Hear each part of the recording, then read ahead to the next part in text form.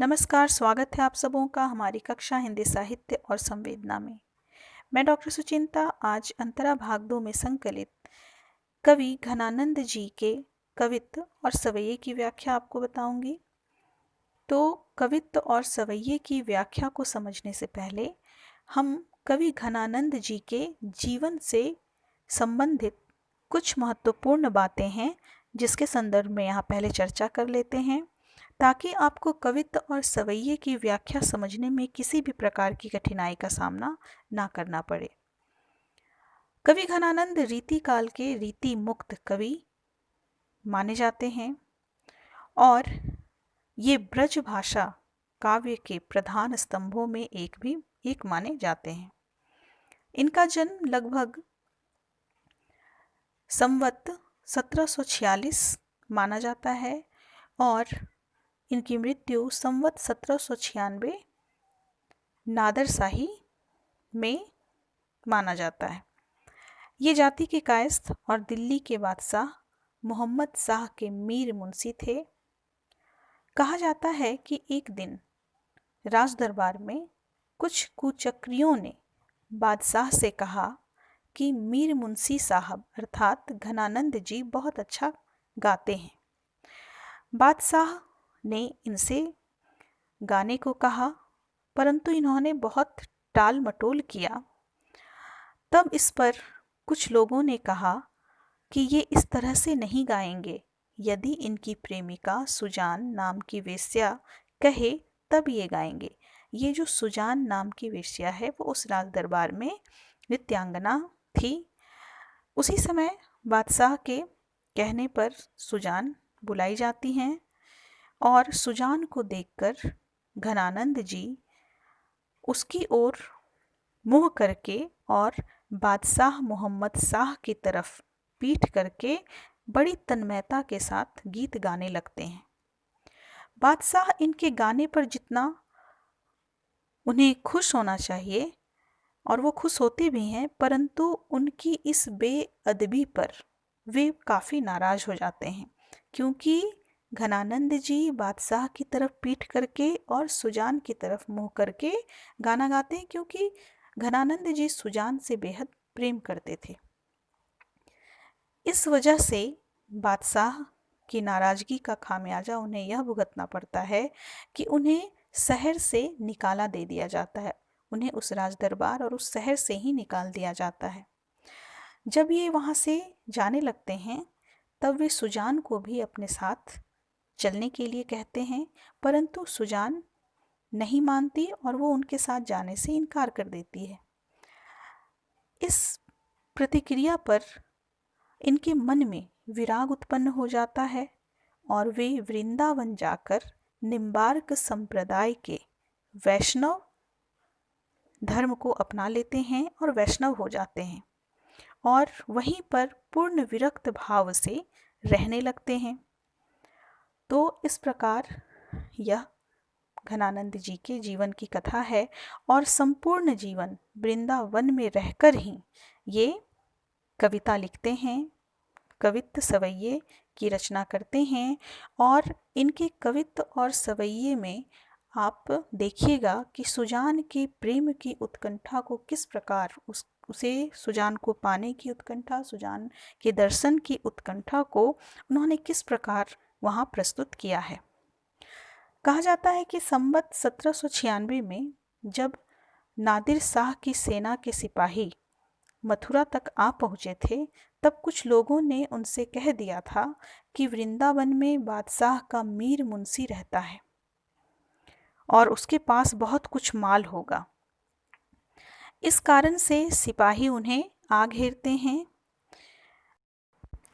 और जर जर जर अर्थात धन धन धन लाओ चिल्लाने लगते हैं। घनानंद जी ने इसी शब्द को उलटकर रज रज रज कहकर 3 मुट्ठी वृंदावन की धूल उन सिपाहियों पर वो फेंक देते हैं। उनके पास इसके सिवा और कुछ नहीं था। सैनिक क्रोध में आ जाते हैं और क्रोध में आकर इनका हाथ काट डालते हैं और कहा जाता है कि इस प्रकार मरते समय उन्होंने अपने रक्त से कुछ कवित्त उस समय लिखा। कवित्त कुछ इस प्रकार है कि बहुत दिनान को अवधि आस पास परे, खरे अरबरन भरे हैं उठी जान को। कहीं कहीं आवन छवीले मन भावन को, गही गही राखती ही दे दे सम्मान को। और यही कवित्त जो है आपके पाठ्यक्रम में सर्वप्रथम कवित्त जो है वो आपको पढ़ने के लिए दिया गया है। तो यह कवि घनानंद जी के जीवन की जो कुछ घटनाएं थीं यहाँ पर आपको मैंने बता दी संक्षेप में। और यही सुजान को याद कर कर के वो पूरे जीवन जो कवित्त जो रचनाएं वो करते हैं, वो रचनाएं देखने पर तो वो लगता है कि लौकिक धरातल का प्रेम है, परंतु जब वह प्रेम बहुत अधिक पराकाष्ठा को प्राप्त करता है तो यही लौकिक प्रेम अलौकिक प्रेम में बदल जाता है और राधा कृष्ण को संबोधित करके वो ईश्वर को याद करने लगते हैं। घनानंद जी के जो कुछ ग्रंथ हैं वो हैं सुजान सागर, विरह लीला, कोक सागर, रस केलीवल्ली और कृपा कंद। इसके साथ साथ उन्होंने कवित्त सवैयों के कुछ संग्रह भी लगभग 150 से लेकर 450 कवित्त भी उनके मिलते हैं। और उन्होंने कृष्ण भक्ति की है, तो कृष्ण भक्ति से संबंधित एक बहुत बड़ा ग्रंथ छत्रपुर के राज पुस्तकालय में भी मिला है। तो ये कवि घनानंद जी का एक संक्षिप्त परिचय हो गया और उन्हें प्रेम के पीर के कवि के रूप में भी जाना जाता है। तो चलिए आइए अब हम उनके प्रथम कवित्त को जो आपके पाठ्यक्रम में आपको पढ़ने के लिए दिया गया है उसे पढ़ें और उसके अर्थ को, उसकी व्याख्या को हम समझें। बहुत दिनान को अवधि आस पास परे, खरे अरबर निभरे हैं उठी जान को। कही कही आवन छबीले मन भावन को, गही गही राखती ही दे दे सम्मान को। झूठी बती यानी की पति यानी ते उदास हवै के, अब न घिरत घन आनंद निदान को। अधर लगे हैं आनी करी के पयान प्राण, चाहत चलन ये संदेशो ले सुजान को। तो यह कवित्त इस प्रकार है। इस कवित्त में कवि ने अपनी प्रेमिका सुजान के दर्शन की अभिलाषा प्रकट करते हुए कहा है कि सुजान के दर्शन के लिए ही ये प्राण अब तक अटके हुए हैं। तो यह आप संदर्भ में लिख लीजिए और व्याख्या कुछ इस प्रकार कीजिए। जैसे कवि कहते हैं पहली पंक्ति में कि बहुत दिनान को अवधि आस पास परे, कि तुम्हारे इंतजार में बहुत दिन का समय इसी आस में व्यतीत हो गया कि तुम आओगी। वो कहते हैं खरे अरबर निभरे हैं उठी जान को, मेरे प्राण तो अब निकल जाने को व्यग्र हैं, अर्थात निकलने वाले हैं। यहाँ भाव यह है कि कवि इस आस में था कि उसकी प्रेमिका अवश्य आएगी। वो कहते हैं ना कि खरे अरबर निभरे हैं उठी जान को। तो यहाँ जो घनानंद जी हैं उनको इस बात की बिल्कुल अभिलाषा है और आशा है कि उसकी प्रेमिका अवश्य आएगी, परंतु वह नहीं आई। तब वो कहते हैं कि अब उसके जीवन के कुछ ही दिन शेष बचे हैं और वह उसे अपने अंतिम दिनों में देखना चाहता है। अर्थात कवि अपने जीवन के अंतिम क्षणों में सुजान को देखना चाहता है। आगे कवि कहते हैं कि कहीं कहीं आवन छबीले मन भावन को, गही गही राखती ही दे दे सम्मान को। कि मेरी जो दयनीय दशा है उसका, अर्थात मैं जो विरह में हूँ, दयनीय दशा में हूँ और सुजान को निरंतर याद कर रहा हूँ, उसका जो संदेश है वह निरंतर मेरी प्रेमिका सुजान को प्राप्त हो रहा है। परंतु सुजान भी उस प्रेम पत्र को बड़े सम्मान के साथ पढ़कर अपने पास रख लेती है और उसका उत्तर वह कभी नहीं देती। वो कह रहे हैं कि गही गही राखती ही दे दे सम्मान को, बड़े सम्मान के साथ वो मैं पत्र भेजता हूँ और वो पत्र पढ़ती है और उसे रख लेती है, परंतु ना ही वह उसका उत्तर देती है और ना ही अपने आने के संदर्भ में कोई भी जानकारी देती है। आगे घनानंद जी कहते हैं कि झूठी बत्ती यानी कि पत्ते यानी ते उदास हवै के, अब ना घिरत घन आनंद निदान को।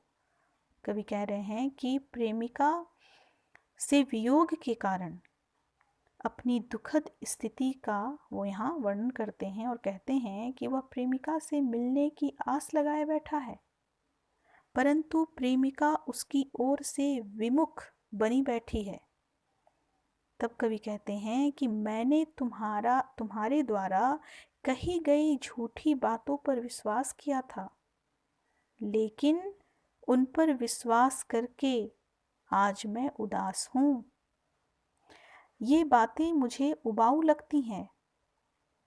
अब मेरे संताप जो हैं वो हृदय को आनंद देने वाले बादल भी घिरते नहीं दिखाई दे रहे हैं, अर्थात मेरे हृदय को जो ठंडक पहुंचाते, जो आनंद देते, मेरे संताप को जो कम करते, वह बादल भी अब मुझे दिखाई नहीं दे रहे हैं कि वो बादल बरस जाए, अर्थात प्रेम रूपी बादल अब मुझे दिखाई नहीं दे रहे हैं। और यही मेरे हृदय को कुछ सुख दे पाता, परंतु अब तो वो बादल भी नहीं है। अब मेरी स्थिति ऐसी हो गई है कि मेरे प्राण कंठ तक आ पहुँचे हैं, अर्थात अब मैं मरने वाला हूँ। और मेरे जो प्राण अभी अटके पड़े हैं वो बस इसलिए अटके हैं कि काश तुम्हारा संदेश आए और मैं उसे लेकर ही मरूं। बड़ी ही मार्मिक ढंग से उन्होंने ये बातें कही हैं कि मेरे जो प्राण अटके हैं वो बस इसलिए अटके हैं कि तुम्हारे आने का संदेश मुझे मिल जाए और मैं उस संदेश को लेकर अर्थात पढ़कर समझकर ही मरूं।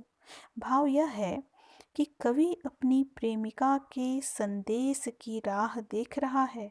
वो अंतिम पंक्ति में कहते हैं कि अधर लगे हैं आनी करी के पयान प्राण, चाहत चलन ये संदेशों ले सुजान को। कि अपनी प्रेमिका के संदेश की वह राह देख रहा है।